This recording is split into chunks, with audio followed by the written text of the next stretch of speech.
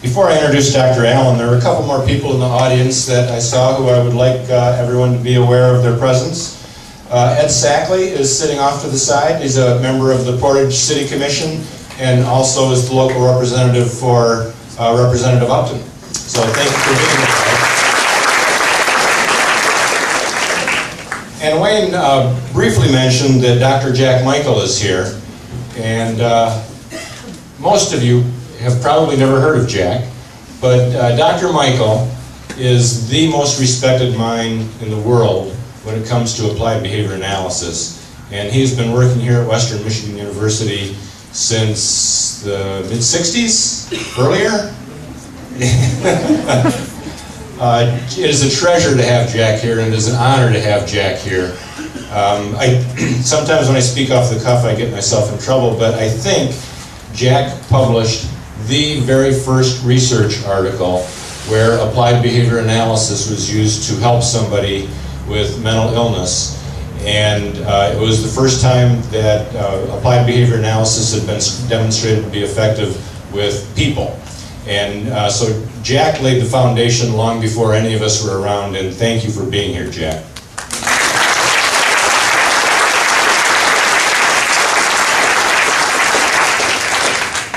Next, I want to introduce Dr. Colleen Allen. Dr. Allen has been working in the field of autism for a long, long time. Her prior job was as director of the Center for Autism and Developmental Disabilities at Henry Ford Health Systems, and currently she is the president and CEO of the Autism Alliance of Michigan. It has to be an absolutely fantastic organization because she'd been on the job for about 3 weeks and was already on vacation.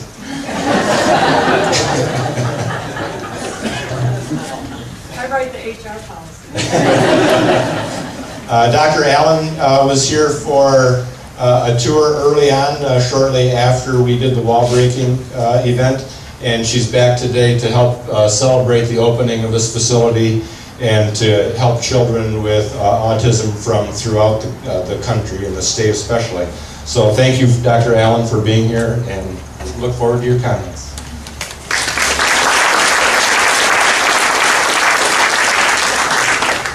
I did work through that vacation quite a bit. Thank you for inviting me, really. I'm honored to be at this landmark event. I've come from the southeast side of the state where I thought that's where all the services were.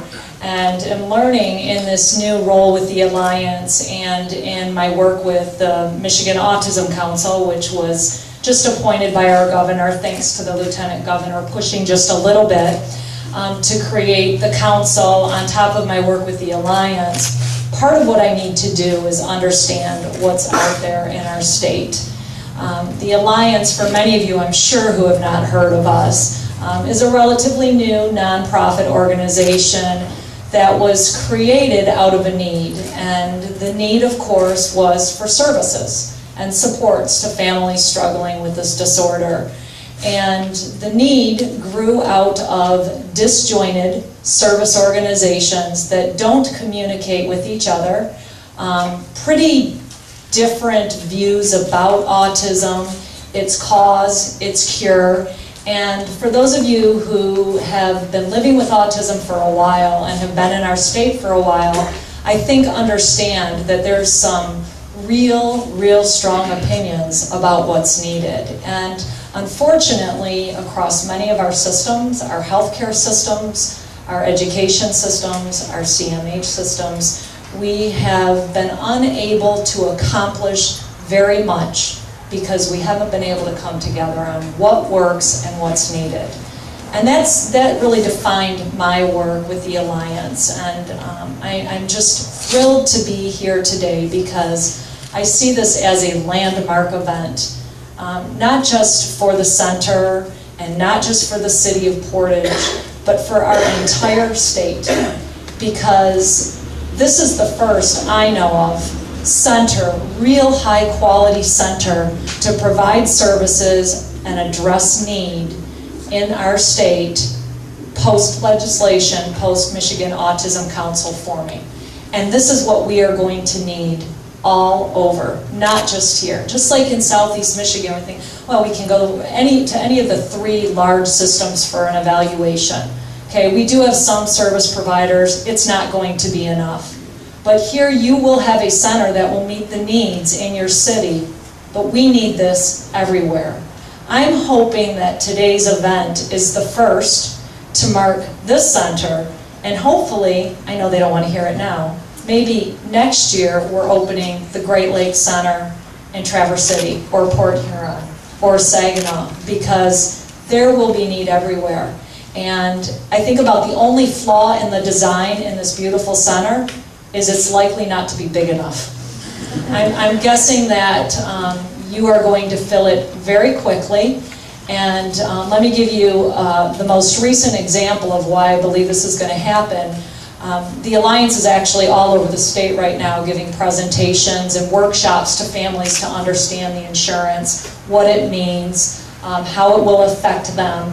And I had a mom come up to me after last week's presentation in Lansing and pour her heart out over the struggles they've had with her 12-year-old son, who they have not been able to keep in the home because of his destructive, self-abusive, other abusive behaviors, and have been forced now to look at out-of-state options for their son, which will essentially tear their family apart. She will have to go either to the New England Center, they are considering the Kennedy Krieger.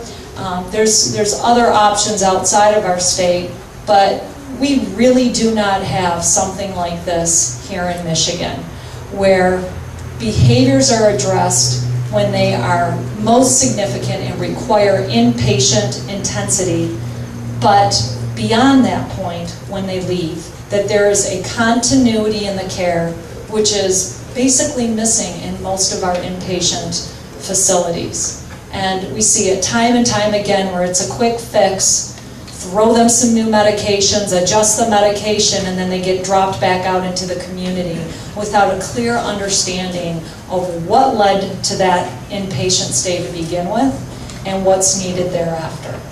So we really will be looking to this center as a model for others around the state. And I sure hope there's a little bit of energy left to help others build the type of services that are going to be provided here. I think that it is going to be our example as we look at the recommendations from the Michigan ASD State Plan. Just to give you a very brief background on what that document is, a group of probably 7 or 8 researchers, clinical providers, a couple of parents, developed a document which is soon to be released to the public. It is the Michigan ASD State Plan, originally developed to address Michigan's lack of a plan which was required to apply for the Combating Autism dollars. Michigan was one of few states that did not have that in place. This document is in its final form and specifically lays out where the gaps are in our state in terms of what's needed now from education to clinical, to our CMH systems, to vocation and rehab. And recommendations were built into that for how we're going to change this.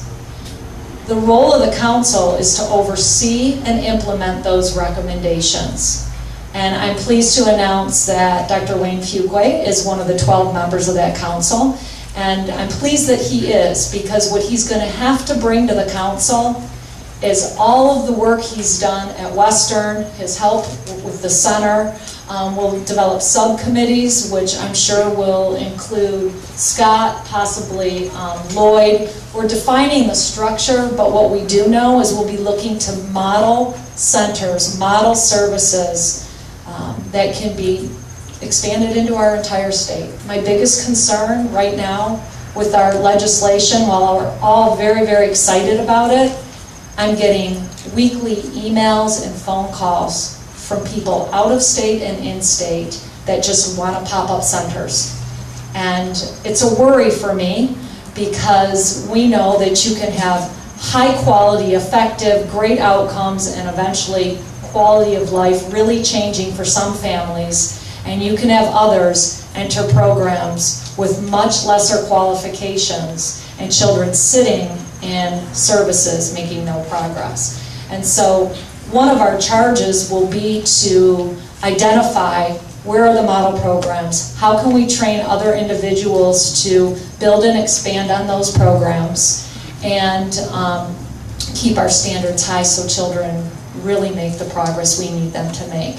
And that we can look at these individuals over time and they will hold jobs and they will be successful in school. So I, again, appreciate being asked to be here today. I'm really excited about all of this, and I'm sure I'm going to be here a little bit more often, given all that's going on here. So thank you and congratulations to all of you here. And